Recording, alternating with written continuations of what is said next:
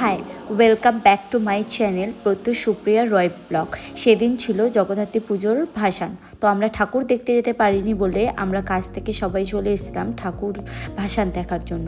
যেহেতু ঠাকুর ভাসান হয় চন্দননগরে, তো আমরা সবাই মিলে চন্দননগর যাব বলে প্ল্যানিং করেছিলাম, মানে ফ্যামিলির সবাই।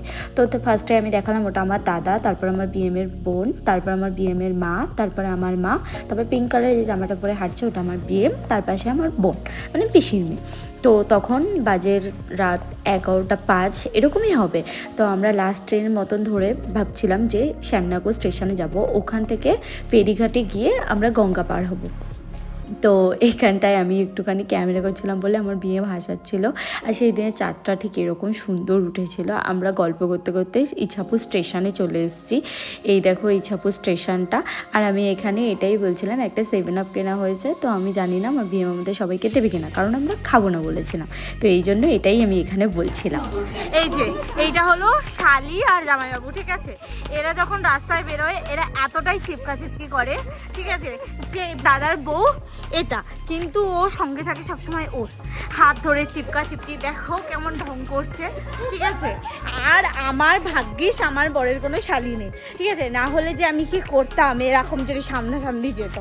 তারপর সেখান থেকে বিএমের একটা বন্ধু আমাদের সঙ্গে জয়েন করে নিয়েছিল, কারণ ওরও যাওয়ার কথা ছিল।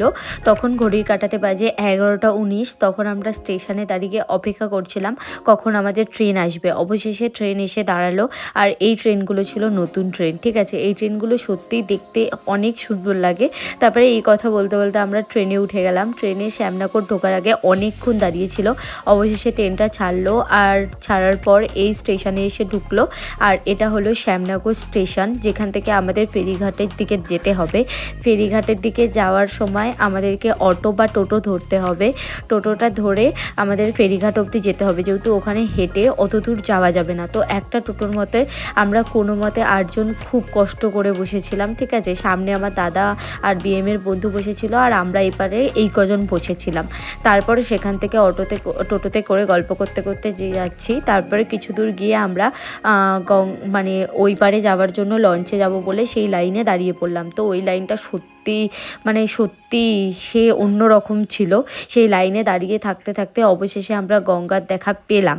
তারপরে ওই যে দূরে দেখতে পাচ্ছ ওই মানুষগুলো ছুটে ছুটে যাচ্ছে, ওইখানে আমরা যেতে পারলে তারপরে আমরা ফেরিঘাটে যেতে পারবো। আর নৌকা বা লঞ্চ যে দুটোই চলে, তো যে কোনো একটা ধরে আমরা যেতে পারবো। এই যে আমরা চলে এসেছি, এর ভেতর থেকে হেঁটে আমাদেরকে যেতে হবে। আমরা তাড়াহুড়ো করে হেঁটে অবশেষে আমরা নৌকায় উঠলাম, নৌকা করে যাচ্ছিলাম। আর সত্যি দেখছিলাম যে নৌকাটা কেমন একটা ভয়ও লাগছিল, যেহেতু অনেকটা রাত হয়ে গেছিলো, তাই না? আর ওপাশে ওই যে লঞ্চ যাচ্ছে, ঠিক আছে? লঞ্চ আর নৌকা একসঙ্গেই ছেড়েছিল। লঞ্চটা তখনও আস্তে আস্তে যাচ্ছিল, আর আমি এই নিস্তব্ধ আলো দেখতে দেখতে যাচ্ছিলাম। আমরা সবাই এই গল্প করতে করতে অবশেষে ওই পারে চন্দননগরের ঘাটের দিকে আমরা চলে এলাম। এই ঘাটেতে এসে আমরা নেমে তারপর আমাদের দাঁড়ালাম, দেখলাম যে ওপার থেকেও মানুষ ওই পারে যাওয়ার জন্য কত লোক দাঁড়িয়ে রয়েছে।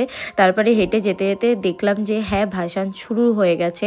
তখন একটা ঠাকুরের মূর্তি দেখতে পেয়েছিলাম। তারপরে ওই পারে নেমে আমরা কিছুটা দূর হেঁটে হেঁটে যেতে হতো।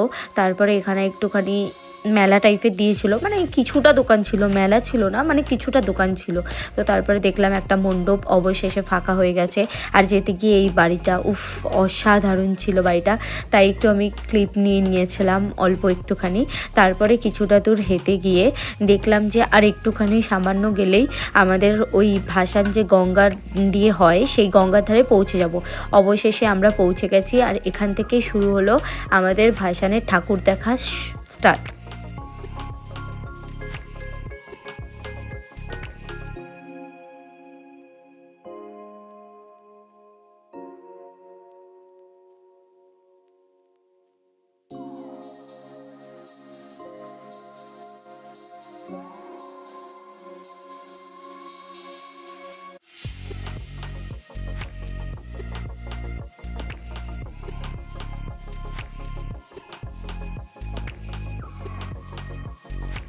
তো তারপরে কিছুটা দূরে গিয়ে আমি একটুখানি ভিডিও করে নিচ্ছিলাম। আর আমার বিএম বলছে, দেখেছিস এত ভিড়েতেও ভিডিও করছে। তারপরে আমার বিএমের বন্ধুটার দিকে তাকালাম, অমনি ক্যামেরা দেখে চুল ঠিক করতে শুরু করে দিয়েছে। তারপরে আবার ভাসান স্টার্ট হয়ে গেছিলো।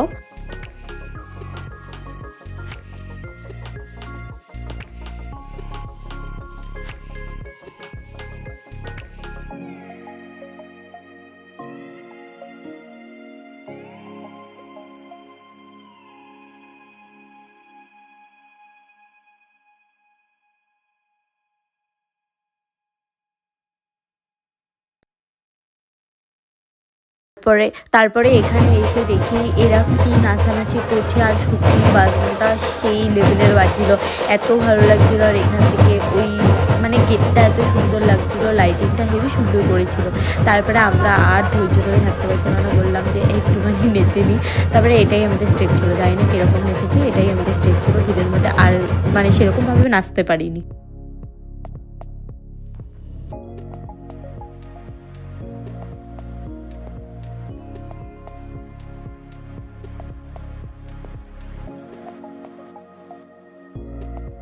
তারপরে কিছুটা দূর গিয়ে এ আমাকে বলছে, বারবার আমাকে আমার হাত ছেড়ে তুই চলে যাচ্ছিস, তো তুই দেখবি কিছুদিন পরেই তোর আমাকে পোস্টার লাগাতে হবে যে তুই নিখোঁজ হয়ে গেছিস, ঠিক আছে। তারপরে আমি এখানটায় ভালো করে শুনতে পাইনি বলে, ঠিক আছে, আমি আমার বিএমকে উল্টোপাল্টা বলে দিয়েছিলাম। তারপরে আমি আমার বিএমকে বলছি যে এরকম বলছে, তো তখন বলছে যে দেখেছিস আমি বলি এক আর ও শোনে আর এক, ওকে বলেছি এখানে ওকেও হারিয়ে গেলে পোস্টার লাগাবো, ও তোকে উল্টোপাল্টা বলছে। তারপরে আবার আমাদের লাইটিং দেখা শুরু হলো, ঠিক আছে। কিছুটা দূরে গিয়ে দেখি অবশেষে শেষ হলো।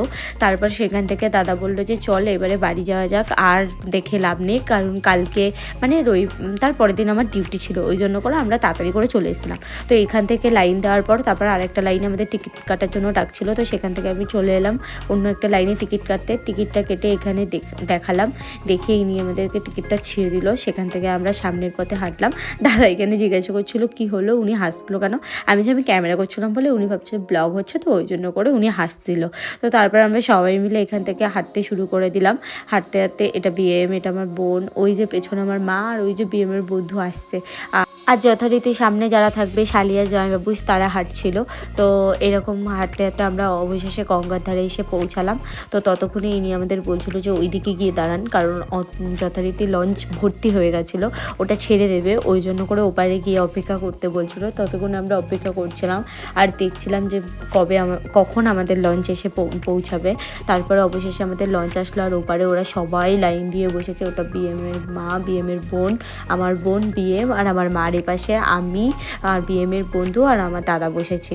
তারপরে খালি পায়ে তারপরে অবশেষে আমাদের লঞ্চটা ছাড়লো, আর আমরা ভাবছি যে কখন বাড়ি যাব। তারপরে ওপারে চলে এলাম। ওপারে এসে লঞ্চ থেকে নেমে কিছুটা দূর গিয়ে দেখি নাকি যে অনেক জোরে ঝামেলা হচ্ছে, ঠিক আছে। সবাই ওই ঝামেলার দিকে তাকিয়ে আছে। তারপরে আমরাও কিছুটা দূর হেঁটে গিয়ে দেখছি যে ওই যাদের সঙ্গে ঝামেলা হচ্ছিলো তাদেরকে লঞ্চে করে তুলে নিয়ে ওপারে চলে যাচ্ছে। জানি না কি হয়েছে, তো সেটাই এখানে দেখছিলাম মাথা ঘুরিয়ে ঘুরিয়ে বারবার যে হচ্ছিলোটা কি, ঠিক আছে। তারপর অবশেষে ওপারে গিয়ে দাঁড়িয়ে বিএম বললো চা খাবে, তো তাই জন্য বিএম ওখানে চা খাচ্ছিলো, আর আমি একটা বেলুন ফোলানোর এই একটা কিনেছিলাম, এটা ফোলাচ্ছিলাম, এটার দাদা ভিডিও করেছে, ঠিক আছে। তারপর অবশেষে আমরা ইছাপুরে নেমে গেলাম। ইছাপুরে নেমে আমরা হাঁটছিলাম, এটা আমি, আমার বোন আর আমার মা পেছনে হাঁটছি, আর বাদবাকি যারা আছে তারা সামনে হাঁটছে। তো আমি এখানে এটাই বলছিলাম যে আর আমার কিছু ক্ষমতা নেই, তো এটাই বলছিলাম সত্যিই খুব ঘুম পাচ্ছিল। আর ওরা এই যে এই কজন সামনে হাঁটছে, ওখান থেকে বাপিটা আলাদা হয়ে যাবে। আর এটাই বলছিলাম, এই অবধি লাস্ট ভিডিও, আর ভিডিও করব না। তো টাটা, বাই বাই। ভালো লাগলে লাইক, কমেন্ট, শেয়ার।